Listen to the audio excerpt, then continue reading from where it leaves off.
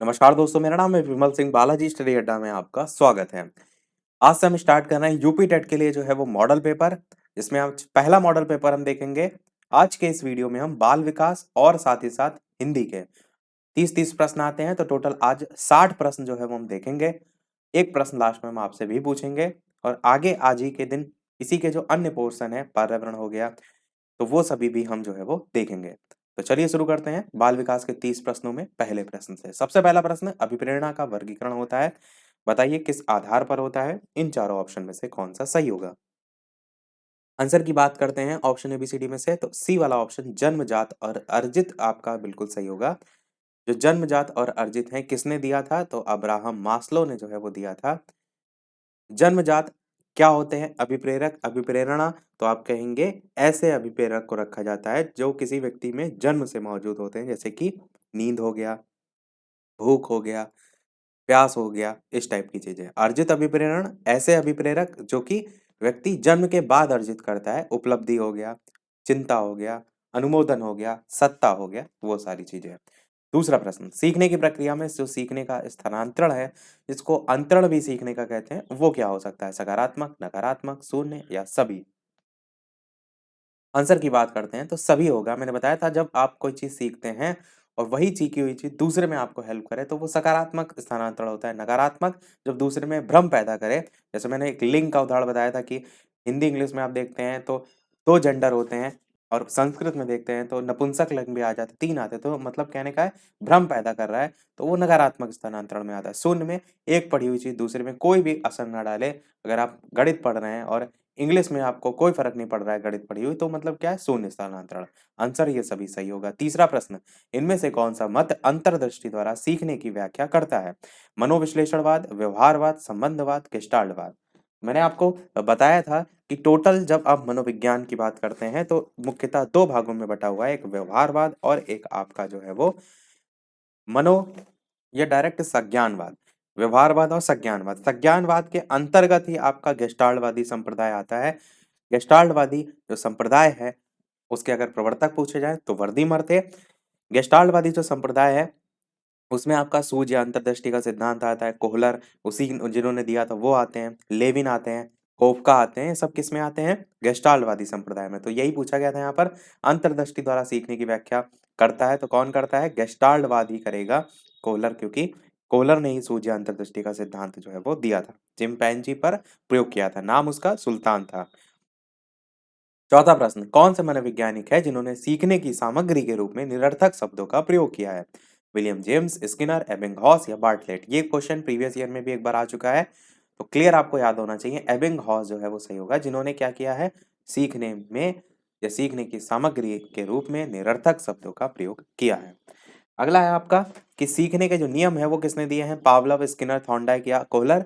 तो सीखने के मैंने बताया थे दो आधार पर बांटा गया है, एक आपका मुख्य नियम और एक आपका गौड़ नियम। मुख्य नियम में तत्परता, अभ्यास और आपका प्रभाव का नियम आता है, और जो गौड़ नियम है उसमें आपका 5 आते हैं। एक बहुअनुक्रिया का नियम, एक मनोवृत्ति का नियम, एक सादृश्यता का नियम, एक आंशिक क्रिया का नियम और एक सहचर्यात्मक नियम। तो ये 5 आते हैं गौड़ नियम में। तो ये दोनों जो डिवीजन है वो दिया था थॉर्नडाइक ने, यही सही होगा। सीखना जो है वो क्या होता है? व्यवहार में परिवर्तन होता है या फिर अनुभव और अभ्यास का परिणाम होता है? व्यवहार में अपेक्षाकृत स्थायी परिवर्तन होता है या सभी होते हैं? तो आप कहेंगे सभी होते हैं, व्यवहार में परिवर्तन भी होता है, स्थायी परिवर्तन भी होता है, तो आपका सभी यहाँ पर आंसर जो है बिल्कुल सही होगा। सातवां प्रश्न, शारीरिक वृद्धि और विकास को क्या कहते हैं? जब शरीर की लंबाई बढ़ने की बात की जाए, हाथ पैर बढ़ने की बात की जाए तो क्या होता है? अभिवृद्धि होता है। और जब ओवरऑल डेवलपमेंट की बात की जाती है तो विकास होता है। तो यहाँ पर बात की जा रही अभिवृद्धि की, बी वाला ऑप्शन सही होगा। आठवां प्रश्न है कि चिंतन, संज्ञानात्मक जो पक्ष है उसमें एक मानसिक क्रिया है, ये कथन किसके द्वारा दिया गया है? अच्छा कथन है, इंपॉर्टेंट है, तो बताइए किस कौन सही होगा? डीवी, डीवी मतलब जॉन डीवी, गिलफोर्ड या क्रूज या रॉस। चिंतन बहुत मतलब बेकार चीज होती है कि आप किसी बात में किसी चीज के बारे में टेंशन ले रहे हैं, तो वही है जो आपका संज्ञानात्मक पक्ष होता है ना, जो संज्ञान होता है, आप चीजों को अच्छे से सीख रहे हैं, उसमें मानसिक क्रिया चला करती है, तो क्या ये चीज़ अच्छी है आपके लिए? आप कहेंगे नहीं है। तो रॉस ने कहा ये चीज़ मुझे रॉस नहीं आई, मुझे रॉस ने कहा मुझे रॉस नहीं आई। चिंतन आपको नहीं करना चाहिए, आपकी मानसिक क्रिया चलती रहती है, तो और जो काम आप कर रहे हैं उसमें मन नहीं लगेगा, तो रॉस से इसको जोड़कर याद रख सकते हैं। रॉस आपका सही होगा। 9वां प्रश्न कह रहा है बाल मनोविज्ञान के आधार पर कौन सा कथन सर्वोत्तम है? सारे बच्चे एक जैसे होते हैं? कहेंगे नहीं। कुछ बच्चे एक जैसे होते हैं, हो सकता है, पर कुछ बच्चे विशिष्ट होते हैं। किसी पर्टिकुलर को नहीं कह सकते, प्रत्येक बच्चा विशिष्ट होता है। डी वाला आपका एकदम जो है वो सही होगा। 10वां प्रश्न बाल मनोविज्ञान का केंद्र बिंदु कौन सा होता है? अच्छा शिक्षक होता है, बालक होता है, शिक्षण प्रक्रिया होती है, विद्यालय होता है? तो बताइए कौन सा सही होगा। जब भी बाल मनोविज्ञान की बात करेंगे तो सबसे जो केंद्र बिंदु होता है वो होता है बालक होता है, बी वाला सही होगा। और जो शिक्षक होता है वो क्या करता है? बालक को जो ज्ञान है उससे भरता है। बहुत से मनोवैज्ञानिक ना तो बालक को क्या कहते हैं? खाली बर्तन के समान। शिक्षक क्या करता है? उसमें ज्ञान भरता है। 11 प्रश्न है अच्छी स्मृति की विशेषताएं जो है वो क्या है? शीघ्र पुनः स्मरण मतलब अच्छी स्मृति मतलब अच्छी मेमोरी की क्या विशेषताएं हैं? शीघ्र पुनः स्मरण मतलब शीघ्र मतलब जल्दी, पुनः मतलब दोबारा, स्मरण मतलब याद आ जाना। चीजें आप कोई चीज भूल जाते हैं, तुरंत याद करें तुरंत याद आ जाए, तो ये एक विशेषता है अच्छी स्मृति की। शीघ्र पहचान, जैसे आप भूल गए कोई चीज या कोई चीज पहचाननी है, 4 चीजों में से छाँटनी है तो पहचान ले, ये भी अच्छी स्मृति की विशेषता है। अच्छी धारणा, धारणा क्या होता है? किसी चीज को धारण करना। सामने वाला कुछ बता रहा है, समझा रहा है, आप धारण कर रहे हैं, उसे समझ रहे हैं, तो वो भी आपकी विशेषता है। ये सभी आपका आंसर हो जाएगा। 12 प्रश्न संवेग शब्द का शाब्दिक अर्थ क्या होता है? क्रोध और भय होता है, स्नेह और प्रेम होता है, उत्तेजना या भाव में उथल-पुथल होता है, या इनमें से कोई नहीं। संवेग होते क्या हैं? संवेग वो जो हम व्यक्त करते हैं, अपने हाव-भाव को व्यक्त करते हैं, और वही इसका अर्थ भी हो जाएगा उत्तेजना या भाव में उथल-पुथल। 13 प्रश्न कौशल सीखने की पहली अवस्था कौन सी होती है? यथार्थता होती है, कल्पनाशीलता होती है, समन्वय होती है, या अनुकरण होती है? बताइए कौन-सा सही होगा? आंसर की बात करते हैं तो कौशल सीखने की जो सबसे पहली अवस्था होती है, जो कि शैशव अवस्था में बच्चा सीखता है, किस आधार पर सीखता है? बिल्कुल अनुकरण के द्वारा सीखता है, तो यही पहली अवस्था हो जाएगी। क्लियर तरीके से मैंने आपको बताया भी था, जब हमने बाल विकास के अलग-अलग जो शैशव अवस्था है सभी को अलग-अलग पढ़ा था। अगला प्रश्न है 14 जो मानसिक आयु है उसके प्रत्यय का सर्वप्रथम प्रयोग किसके द्वारा किया गया? थॉर्नडाइक के द्वारा, गिलफोर्ड के द्वारा, स्पीयरमैन के द्वारा, या फिर बिने साइमन के द्वारा? मानसिक आयु के प्रत्यय का सबसे पहले जो प्रयोग था वो किया गया था बिने साइमन के द्वारा। बिने साइमन जो है, इनके बारे में ये भी आप याद रखिएगा कि 1905 में इन्होंने जो बुद्धि परीक्षण है वो किया था, और 1905 से 1911 तक जो बिने हैं, बिने, अल्फ्रेड बिने, ये जो है वो रहे थे, मतलब 1911 में इनकी मृत्यु हो गई थी। जो साइमन थे इनके ये सहयोगी थे। उसके बाद जो है फिर आपका जो बुद्धि लब्धि है उसके आधार पर जो है मानसिक आयु वहां पर नहीं था। फिर बाद में इनके बाद जब बिने का टाइम खत्म हो गया तो उसके बाद बुद्धि लब्धि आधार जो है वो बना था। किसका? बुद्धिमापन का। 15 प्रश्न शैशवावस्था के लिए उत्तम शिक्षण विधि कौन सी होती है? शैशवावस्था में मॉन्टेसरी विधि भी होती है, खेल विधि तो बहुत ही अच्छी होती है, किंडरगार्टन विधि भी होती है। आंसर आपका उपर्युक्त सभी जो है वो सही होगा। 16 प्रश्न कह रहा है बाल विकास में प्रक्रिया पर बल है, वातावरण और अनुभव की भूमिका पर बल है, गर्भावस्था से किशोरावस्था तक का अध्ययन है, या फिर सभी पर है? तो क्या आप कहेंगे? बाल विकास में ये सारी चीजें देखिए आप तो आई जा रही हैं, तो आपका आंसर यहाँ पर क्या हो जाएगा? तो उपर्युक्त सभी जो है बिल्कुल सही हो जाएगा। अगला प्रश्न है आपका कि बाल विकास का जो अध्ययन क्षेत्र है वो इनमें से क्या है? बाल विकास की विभिन्न अवस्थाओं का अध्ययन, वातावरण का बाल विकास पर पड़ने वाले प्रभावों का अध्ययन, वैयक्तिक विभिन्नताओं का अध्ययन, या फिर सभी? बहुत स्पीड में हम चल रहे हैं, थोड़ा भी समय आपका बेकार ना जाए, किसी भी प्रकार की बकवास भी नहीं कर रहे हैं। तो वीडियो अगर थोड़ा भी पसंद आ रहा हो, चीजें समझ आ रही हो, तो लाइक और शेयर जरूर करते रहिएगा, मुझे भी मोटिवेशन मिलता रहे आपके एक लाइक से। तो बाल विकास का जो अध्ययन क्षेत्र होता है वो आपका सभी होता है, ये भी ABCD जितने दे रखे हैं, चाहे वो बाल विकास की विभिन्न अवस्थाओं का अध्ययन करें, क्या प्रभाव पड़ रहा है उसका अध्ययन करें, या वैयक्तिक विभिन्नताओं का अध्ययन करें। 18 प्रश्न भी अच्छा है। सर्वाधिक उपयुक्त जीवित, जिसको हम सर्वाइवल ऑफ द फिटेस्ट कहते हैं, उसका सिद्धांत क्या होता है? इन्होंने क्या कहा था? जब एक ऐसा माहौल हो जहाँ पर अलग-अलग वन्यजीव रह रहे हैं, तो वो क्या उनमें से जो जीवित रहता है वो रहता है जो अपने आप को उनमें से जो है सर्वाइवल कर पाता है। नाम से क्लियर हो रहा है सर्वाइवल ऑफ द फिटेस्ट। तो लैमार्क, हैरिसन, डार्विन या मैकडूगल में से डार्विन के द्वारा दिया गया था। लैमार्क और डार्विन में बहुत कन्फ्यूजन होती है, तो इस चीज में ध्यान रखिएगा। इस चीज को ऐसे भी तो जोड़ सकते हैं आप कि सर्वाइवल ऑफ द जो फिटेस्ट है, यानी कि जो उपयुक्त है वो जीवित रहता है, तो बाकी जो होंगे जो उपयुक्त नहीं है, फिटेस्ट नहीं है, उनमें क्या बना रहता है? डर बना रहता है। तो डा से डार्विन, डा से डर, ऐसे थोड़ा सा जोड़ सकते हैं। 19 प्रश्न देखते हैं कि बिने साइमन जो परीक्षण है उसका द्वारा जो मापन है वो जो है वो किया जाता है? सामान्य बुद्धि का, विशिष्ट बुद्धि का, अभिवृद्धि का या फिर अभिक्षमता का? 2020 का क्वेश्चन है ये। 2020 के पेपर में पूछा गया था। तो बिना असाइनमेंट परीक्षण द्वारा मापन विशिष्ट बुद्धि का मापन किया जाता है। बाकी मैंने ऊपर इनके बारे में आपको बता दिया। 20 प्रश्न है, संवेगात्मक विकास को प्रभावित करने वाले कारक जो है वो कौन से हैं? शारीरिक स्वास्थ्य, मानसिक स्वास्थ्य, थकान या सभी? तो संवेगात्मक विकास को जो प्रभावित करता है वो कौन सबसे ज्यादा प्रभावित करता है? तो शारीरिक स्वास्थ्य भी करता है, आप मन से थके हुए, मानसिक योग्यता या शारीरिक रूप से थकान है, तो सभी प्रभावित करते हैं। उपर्युक्त सभी यहाँ पर बिल्कुल सही होगा।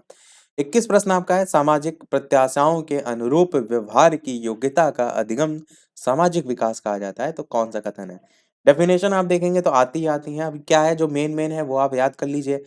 बाकी बहुत सी डेफिनेशन है, उतनी आप याद नहीं कर सकते, या कुछ शब्दों से उन चीजों को जोड़ते हुए याद कर लीजिए। यहाँ पर आंसर की बात करते हैं तो हरलॉक ने जो है ये जो डेफिनेशन है वो तो दी थी सामाजिक विकास के संदर्भ में। 22 प्रश्न है, सीखने का सर्वाधिक उपयुक्त अर्थ जो है वो क्या होता है? कौशल अर्जन, ज्ञानार्जन, व्यवहार में परिमार्जन या वैयक्तिक समायोजन? तो कौशल अर्जन पर्टिकुलर चीज में होगा, ज्ञानार्जन ज्ञान में वृद्धि करेगा, पर व्यवहार में जो परिमार्जन होता है, मॉडिफिकेशन जिसको हम कहते हैं, जैसे कोई चीज आप सभी साइकिल चलाना थोड़ा बहुत आता है, जब आप सीख लेते हैं, उसका अधिगम कर लेते हैं क्लियर तरीके से, तो जो आप पहले चला रहे थे उससे और बेहतर चलाएँगे। तो आपके सीखने में क्या आया, आपके व्यवहार में क्या आया, परिमार्जन आया, मॉडिफ़िकेशन आया। तो सीखने का सबसे बेहतर जो उपयुक्त अर्थ होगा वही क्या होगा, व्यवहार में परिमार्जन। 23 प्रश्न है, वाणी दोष इनमें से कौन-सा नहीं है? ध्वनि परिवर्तन और अस्पष्ट उच्चारण, धीमी या तेज गति से बोलना, हकलाना और तुतलाना या तीव्र अस्पष्ट वाणी? कौन-सा सही होगा? आंसर की बात करते हैं तो आपका ऑप्शन बी वाला यहाँ पर धीमी या तेज गति से बोलना वाणी दोष में नहीं आता है, क्योंकि धीमी या तेज गति से तो कोई भी बोल सकता है, आप भी बोल सकते हैं, मैं भी बोल सकता हूँ, वो वाणी दोष में नहीं आता है। 24 प्रश्न है, प्राथमिक स्तर पर मूल्यों की शिक्षा देने का सर्वोत्तम विधि कौन सी होती है? मूल्य के महत्व को जो है वो बताना, मूल्यों के पालन ना करने पर दंडित करना, अध्यापक के व्यवहार में मूल्य स्थापन या फिर सभी? आंसर की बात करते हैं इन चारों ऑप्शन में से, तो अध्यापक के व्यवहार में मूल्य स्थापन जो है यही आपका सही होगा। मूल्यों की शिक्षा देने का सर्वोत्तम विधि, क्योंकि अगर अध्यापक के व्यवहार में मूल्य स्थापन आएगा तो बच्चा बहुत जल्दी सीखता है, तो वो उसके व्यवहार में भी वो चीज आपको झलकती हुई दिखाई देगी। 25 प्रश्न है कि मूल्यों के वर्गीकरण में कौन सा सम्मिलित नहीं है? आध्यात्मिक मूल्य, येन केन प्रकार धनार्जन का मूल्य, नैतिक मूल्य, सांस्कृतिक मूल्य? तो मूल्यों के वर्गीकरण में जो शामिल नहीं है वो ये नहीं शामिल है, येन केन प्रकार धनार्जन का मूल्य। बाकी आध्यात्मिक मूल्य भी आता है, नैतिक मूल्य भी आता है और सांस्कृतिक मूल्य भी आता है। 26 प्रश्न आपका है, व्यक्तित्व के संगठन का जो स्वरूप है वो कैसा है? सामाजिक आर्थिक है, मनोवैज्ञानिक शारीरिक है या सामाजिक राजनीतिक है या मनोवैज्ञानिक आध्यात्मिक है? अब देखिए व्यक्तित्व की बात की जा रही है, पर्सनालिटी की बात की जा रही है, तो राजनीति उसमें कहाँ से आ जाएगी, आध्यात्मिक उसमें कहाँ से आ जाएगी? सामाजिक आर्थिक हो सकता है या मनोवैज्ञानिक शारीरिक हो सकता है। अब इनमें से ज्यादा कौन इंपॉर्टेंट है? तो मनोवैज्ञानिक जो है अपने आप में मानसिक जो क्रिया है उसको दर्शाता है, व्यक्तित्व में मानसिक जो है वो भी आपका महत्व है। तो बी वाला ही आपका ज़्यादा सही होगा, तो बी आपका ऑप्शन सही होगा। मानसिक और आपका शारीरिक दोनों का योग कह सकते हैं, दोनों ही पक्ष जो है वो व्यक्तित्व का जो तंत्र होता है उसमें होते हैं। 27 प्रश्न है, आत्म केंद्रित जो व्यक्ति होता है वो कैसा होता है? अंतर्मुखी होता है, बहिर्मुखी होता है, उभयमुखी होता है, सामाजिक निर्भर होता है? तो आत्म केंद्रित व्यक्ति मतलब कि ज़्यादा किसी से मतलब नहीं रखता है, तो वो आपका होता है अंतर्मुखी। ए वाला आपका ऑप्शन सही होगा। मुखी का जो इंग्लिश में नाम होता है वो होता है इंट्रोवर्ट। ऐसे जो लोग बच्चे होते हैं या लोग होते हैं, छात्र होते हैं, वो क्या होते हैं, कम बोलते हैं और अपने तक ही सीमित रखते हैं, उनके दोस्ती कम आपको देखने को मिलती है, ये सारी चीज़ें, और अकेले रहना ज़्यादा पसंद करते हैं, तो यही आपका सही होगा अंतर्मुखी। 28 प्रश्न है कि अपने ऊर्जा बल लिबिडो को बाहर की ओर से अभिव्यक्त करने वाले व्यक्ति का जो प्रकार होता है वो कैसा होता है? ज्ञानात्मक होता है, व्यक्तित्व होता है, कला ज्ञानात्मक व्यक्तित्व होता है या कलात्मक व्यक्तित्व होता है या बहिर्मुखी व्यक्तित्व या धार्मिक? तो बाहर की ओर जो अभिव्यक्त करते हैं वो अधिकतर जो कहलाते हैं वो कहलाते हैं अंतर्मुखी के जस्ट अपोजिट, यानी कि बहिर्मुखी व्यक्तित्व। बहिर्मुखी व्यक्तित्व एक्सट्रोवर्ट कहते हैं इसको। इसमें क्या होता है, इसमें जो भी बालक या व्यक्ति होता है उसके बहुत से दोस्त होते हैं, बहुत अधिक बोलने वाला होता है, खुशमिजाज टाइप का कह सकते हैं, अपने विचारों को जो ज़्यादा से ज़्यादा प्रकट कर सके।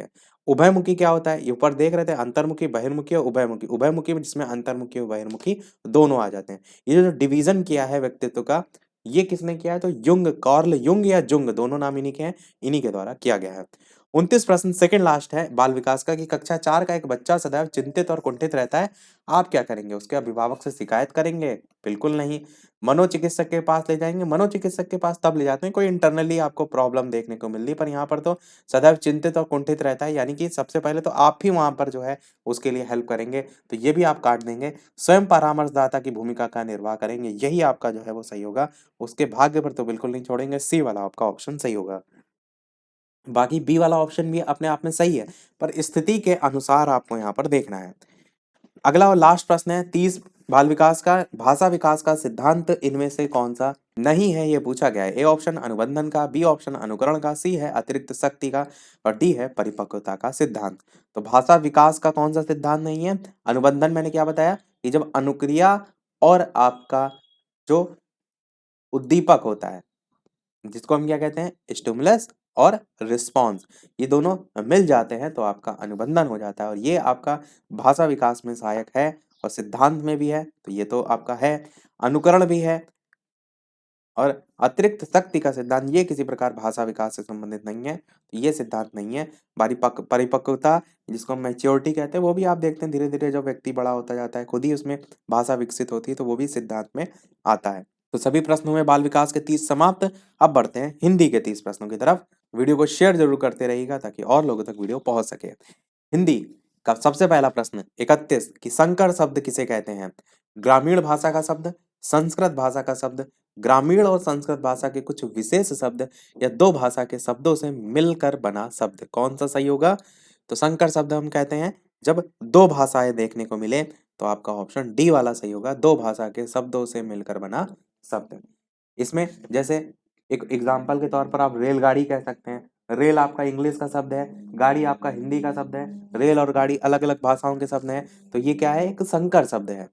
32 प्रश्न आपका सुत शब्द को स्त्रीवाचक बनाने के लिए किस प्रत्यय का प्रयोग होगा?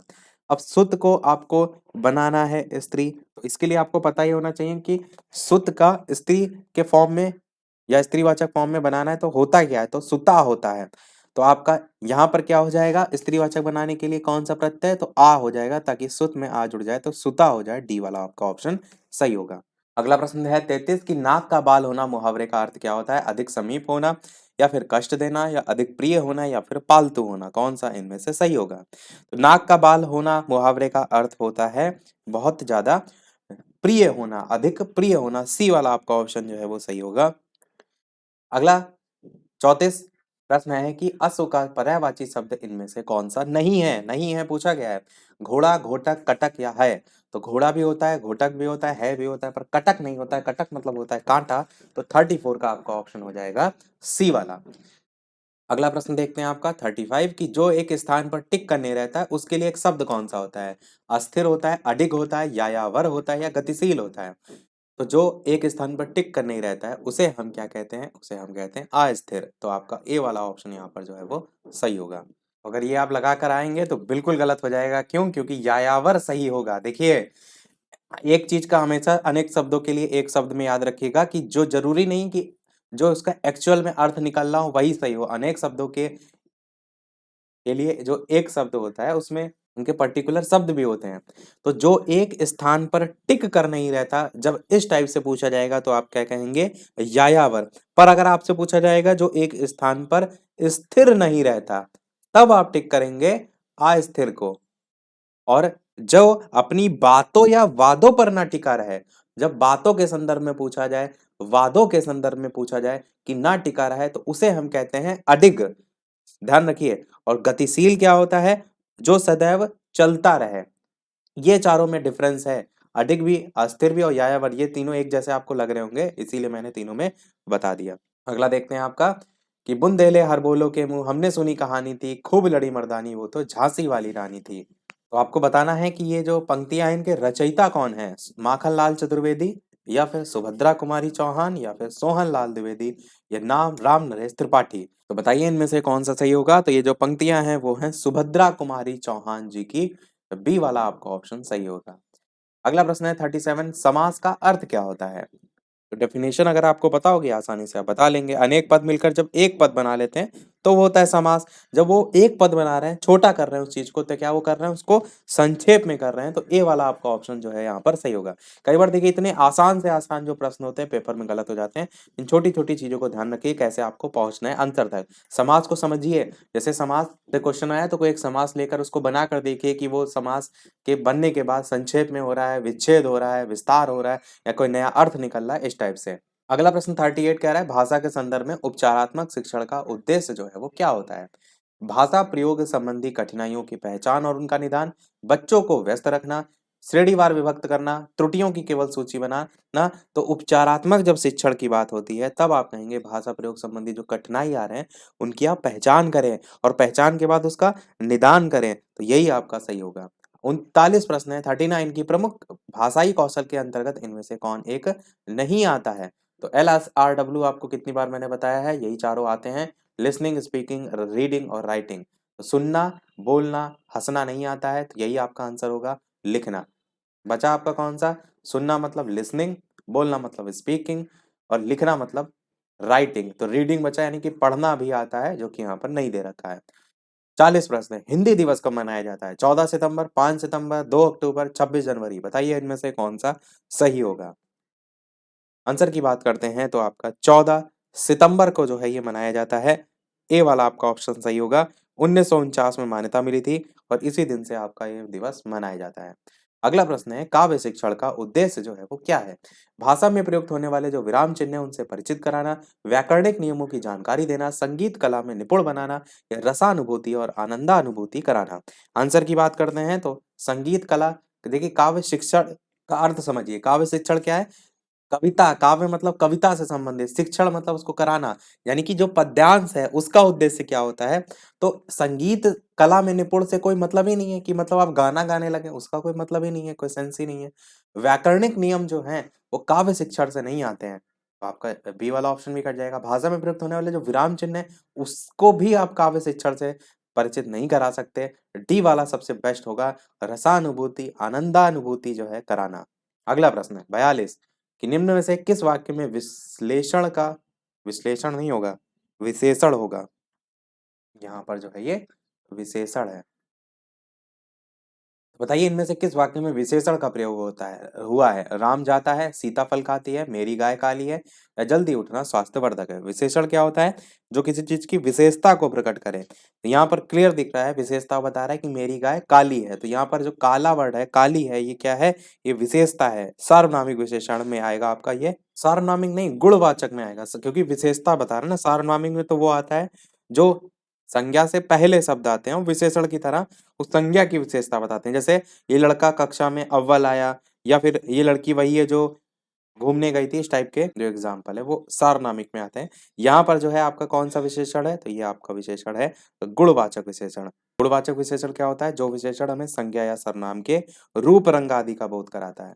अगला प्रश्न देखते हैं आपका 43, नाटक शिक्षण में कक्षा अभिनय प्रणाली के प्रयोग से क्या होता है। शिक्षण और बच्चों का समय व्यर्थ होता है।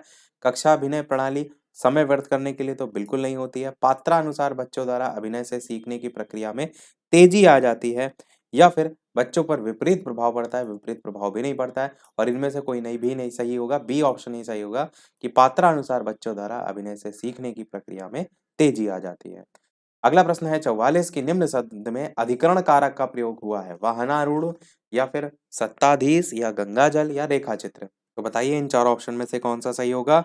आंसर की बात करते हैं तो यहाँ पर अधिकरण का आपको सबसे पहले विभक्ति समझनी है। तो अधिकरण में विभक्ति क्या आती है, तो में पर आती है। पर के सेंस में देखिए तो पहला ही है वाहनारूढ़, यानी वाहन पर आरूढ़। तो यही आपका ऑप्शन ए वाला जो है बिल्कुल सही होगा। अगला देखते हैं आपका 45 कि किस राज्य को, किस रस को रस राज कहा जाता है। श्रृंगार रस, वीर रस, हास्य रस, या इनमें से कोई नहीं। आसान सा प्रश्न है, उम्मीद करते हैं गलत नहीं करेंगे आप। आंसर की बात करते हैं तो श्रृंगार रस को कहा जाता है रसराज। अगला प्रश्न देखते हैं कि घनानंद को किस युग का कवि माना जाता है। यहाँ से क्वेश्चन बहुत पूछे जाते हैं, मतलब साहित्य जो है, हिंदी साहित्य है यहाँ से। बताइए आदिकाल, भक्तिकाल, रीतिकाल, या भारतेंदु काल। आंसर की बात करते हैं तो ये जो है वो घनानंद जो है, ऑप्शन एबीसीडी में से रीतिकाल आपका सही होगा। घनानंद जो है रीतिकाल की जो तीन प्रमुख काव्यधारा हैं, रीतिबद्ध, रीति सिद्ध और रीति मुक्त, इसके अंतिम काव्यधारा के जो है कवि के रूप में जाने जाते हैं। अगला प्रश्न देखते हैं 47 कि शुद्ध वर्तनी यहाँ पर आशीर्वाद जो है किस प्रकार से लिखा जाएगा, बताइए इनमें से कौन सा जो है वो सही होगा। आंसर की बात करते हैं तो आशीर्वाद पूछा बहुत जाता है, आपका सी वाला ऑप्शन सही होगा। इसको ध्यान से देख लीजिएगा, आशीर्वाद पूछा बहुत जाता है। इसके अलावा अंताक्षरी बहुत पूछा जाता है, कवयत्री बहुत पूछा जाता है, तो इन सभी को आपको पता होना चाहिए कैसे लिखा जाता है। अगला प्रश्न है आपका 48 कि को से किस कारक चिन्ह का बोध होता है, तो कर्ता ने कर्म को, तो कर्म कारक आपका बिल्कुल सही होगा। अगला है 49 प्रश्न, सच्चिदानंद हीरानंद वात्स्यायन का उपनाम क्या है, हरिऔध है, निराला है, अज्ञेय है या गुलेरी है, बताइए कौन सा सही होगा। आंसर की बात करते हैं तो अज्ञेय है इनका पूरा नाम या उपनाम आप कह सकते हैं। 50 प्रश्न बिहारी के प्रसिद्ध हैं कवित्त, सवैया, पद या दोहा, तो बिहारी के क्या प्रसिद्ध हैं, बिल्कुल बिहारी के प्रसिद्ध हैं दोहा, डी वाला ऑप्शन सही होगा। 51 प्रश्न है पुनर्जन्म शब्द का सही संधि विच्छेद क्या होगा, चार ऑप्शन दे रखे हैं, बताइए इनमें से कौन सा सही होगा। आंसर की बात करते हैं तो आपका ऑप्शन ए वाला पुनः प्लस जन्म, ए वाला ऑप्शन दे रखा है, यही आपका बिल्कुल सही होगा। एक ना एक प्रश्न संधि से जरूर पूछा जाता है। 52 प्रश्न है शोक किस रस का स्थायी भाव है, शांत, करुण, हास्य या वीर, बताइए इनमें से कौन सा सही होगा। आंसर की बात करते हैं तो आपका शोक जो है करुण रस का स्थायी भाव है, ये आपका ऑप्शन सही होगा। जबकि जो शांत रस है इसका स्थायी भाव निर्वेद होता है। हास्य रस का स्थायी भाव जो है वो हास होता है, और वीर रस का स्थायी भाव उत्साह होता है। स्थायी भाव भी रट लीजिएगा। 53 प्रश्न है सूरदास ने किस भाषा में सूर सागर की रचना जो है वो की है, अवधी भाषा में, ब्रज भाषा में, खड़ी बोली में या राजस्थानी में, तो सूर सागर की रचना किस भाषा में की है। आंसर की बात करते हैं तो ब्रज भाषा में जो है ये रचना उनके द्वारा की गई है, यही आपका ऑप्शन सही होगा। अगला प्रश्न देखते हैं 54 कि दोहा में कितनी मात्राएं होती हैं, 24, 26, 28 या फिर 30, बताइए कौन सा सही होगा। आंसर की बात करते हैं तो दोहा जो है ये आपका एक अर्ध सममात्रिक छंद होता है। अर्ध सममात्रिक छंद का मतलब है कि यहाँ पर जो सभी चरण होते हैं उनमें मात्राएं बराबर नहीं होती, आधी आधी बटी होती हैं।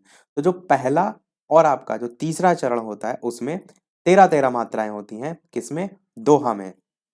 इसी को हम कहते हैं विषम चरणों में 13-13 मात्राएं होती हैं, और सम चरण यानी कि बचा कौन सा आपका, दूसरा और चौथा। सम चरणों में यहाँ पर 11-11 मात्राएं होती हैं। तो यहाँ पर 24, 26, 28, 30 करके जो दे रखा है ये इन दोनों का योग दिया होगा। तो 13 और 11 को अगर आप जोड़ेंगे तो 10, 20, 23 और एक 24, यानी 24 आपका आंसर यहाँ पर सही हो जाएगा, ए वाला ऑप्शन। अगला प्रश्न देखते हैं 55 की जो अच्छे कुल में उत्पन्न हुआ हो इस शब्द समूह के लिए एक शब्द जो है वो क्या होगा, कुलीन होगा, समृद्ध होगा, धनी होगा या कृपण होगा, कौन सा सही होगा। आंसर की बात करते हैं तो आप क्या कहेंगे, कुलीन आपका जो है वो सही होगा, ए वाला ऑप्शन अच्छा है। प्रश्न के ऑप्शन देखिए सारे अच्छे दे रखे हैं, अच्छे कुल में उत्पन्न हुआ हो, लगता है देखने में कि समृद्ध भी तो हो सकता है, धनी भी तो हो सकता है, अच्छा कुल है, तो इसलिए मैंने कहा अच्छा क्वेश्चन है, कुलीन याद रखिएगा। 56 प्रश्न है दाता शब्द का स्त्रीलिंग शब्द जो है वो क्या होगा, दाती होगा, दात्र, दात्री या धात्री। आंसर की बात करते हैं तो सी वाला दात्री आपका ऑप्शन सही होगा, दाता शब्द का स्त्रीलिंग। और अर्थ क्या होता है, देने वाला, या दात्री का क्या होता है, देने वाली। 57 है लड़का पेड़ से गिरा में कौन सा कारक है, जब लड़का गिर के पेड़ से हो रहा है अलग, तो अलग होने के सेंस में होता है आपका अपादान कारक, ए वाला आपका ऑप्शन यहाँ पर बिल्कुल सही होगा।